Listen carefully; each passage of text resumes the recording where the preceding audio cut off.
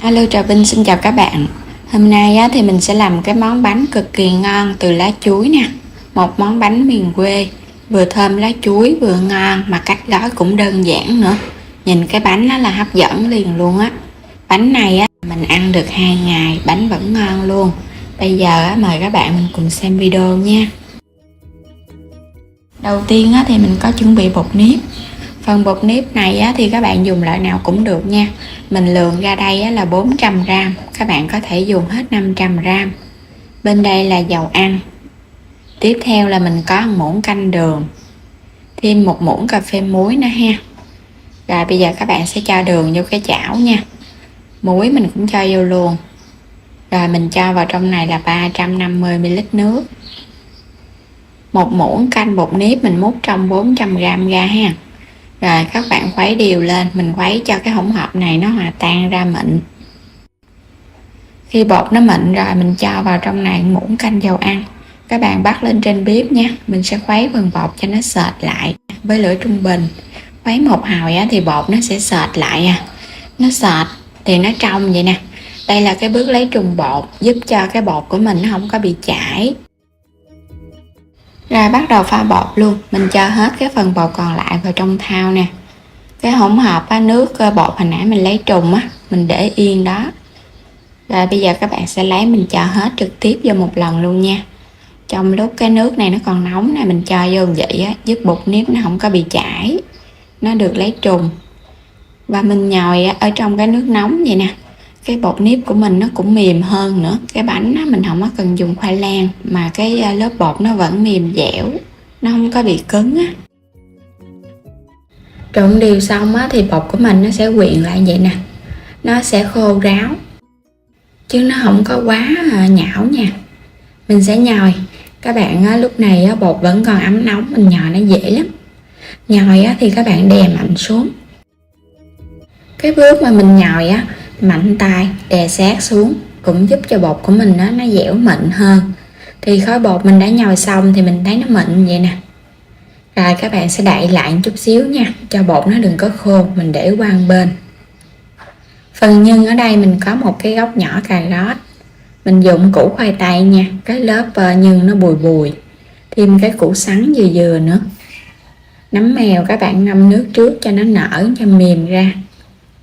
Thịt ở đây là mình có cái thịt bà rọi nè, mình xắt hạt lựu nhỏ nhỏ.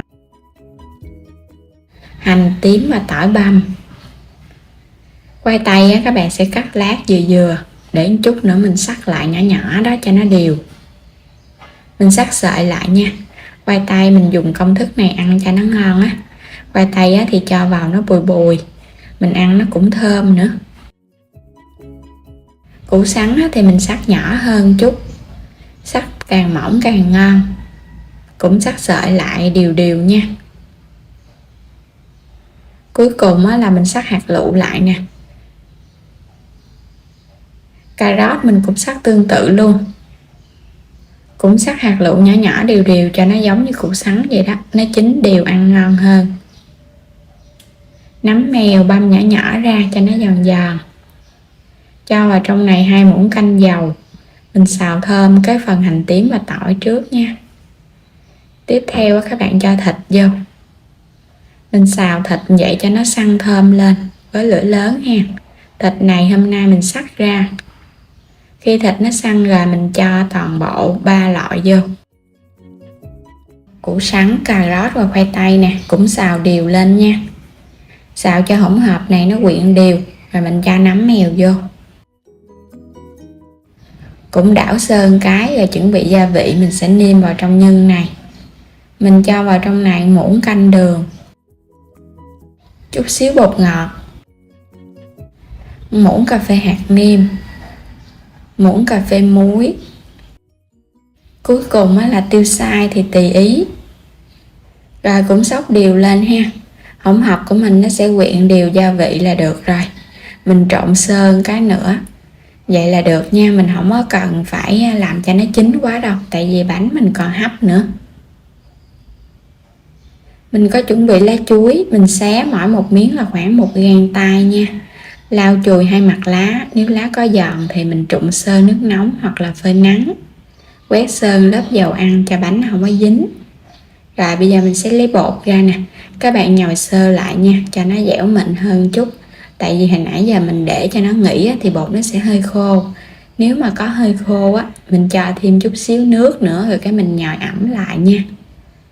Rồi bây giờ sẽ lấy một cục bột nè, các bạn cứ cho thẳng lên trên cái miếng lá luôn, mình không có cần phải gói trước gì hết. Dàn cho nó mỏng ra thì mình múc một muỗng canh như múc đầy lên. Rồi các bạn túm bột lại nha. Mình làm cách này thì thấy nó nhanh nè, có cái phần dầu ăn vô á, bột nó không có bị dính. Túm cho nó đều sát vô, đừng có lá nhương ra. Rồi bây giờ các bạn úp hai cái mép lá lại. Gói cách này rất là nhanh luôn. Các bạn sẽ túm cái phần đầu lại nha, cho nó có cái mỏ nhọn chút xíu nhìn nó đẹp. Hoặc là mình túm trơn lại luôn cũng được nữa. Úp hai cái đầu đơn giản. Làm xong rồi thì mình để qua bên, mình làm lần lượt cho nó hết. Có thể dùng cọng dây mình buộc sơ lại. Đây cũng là cọng dây của lá chuối luôn nha. Buộc lại như vậy thì chút hấp ra cái bánh của mình nó không có bị bung. Còn các bạn không buộc cũng không sao. Mình buộc xong hết rồi thì chuẩn bị cái nồi đem đi hấp bánh luôn. Phần bánh này thì mình làm tổng cộng được bao nhiêu đây nè. Bánh nếp nhân thịt với khoai tây, vừa ngon vừa lạ nữa. Chất vô hết, bắt sẵn nồi nước sôi. Các bạn cho bánh vô thì mình hấp lửa trung bình trong 20 phút là bánh chín. Sau 20 phút tắt bếp luôn ha. Bánh của mình cũng nhỏ gọn cho nên là cũng nhanh chín. Nếu các bạn làm lớn hơn thì mình hấp thời gian tăng lên. Bánh sau khi nguội bớt thì mình sẽ lấy nó ra. Mình buộc vậy thì cái bánh nó còn nguyên, nó không có bị xệ xuống. Thì thấy cái bánh hấp dẫn ha. Bánh này thì chờ nguội bớt một chút mình ăn nó ngon hơn là còn nóng. Còn nóng thì nó sẽ hơi mềm. Mình thoa một lớp dầu mỏng thì cái bánh của mình nó cũng ít chín hơn. Bánh đã lấy ra xong, các bạn thấy phần nhân cũng ngon ha. Nó ló được cái phần đỏ đỏ ra bên ngoài á. Bột rất là dẻo luôn á. Bây giờ mời các bạn cùng thử ha. Nhân cũng đậm đà nữa, thơm lắm, giống như là mình ăn bánh ít trần vậy đó. Mà gói kiểu này thì mình thấy thơm cái mùi lá chuối nữa. Thơm ngon và đơn giản, lại có thêm cái mùi lá chuối. Khi ăn thì mình cầm cái lá mình ăn nó cũng tiện hơn ha, nó không có bị dính tay nè. Và để sang ngày hôm sau bánh vẫn mềm ngon luôn. Bây giờ thì cảm ơn các bạn đã theo dõi hết video của mình nha. Vui lòng đăng ký kênh ủng hộ Alo Trà Vinh. Xin chào và hẹn gặp lại các bạn ở những video tiếp theo.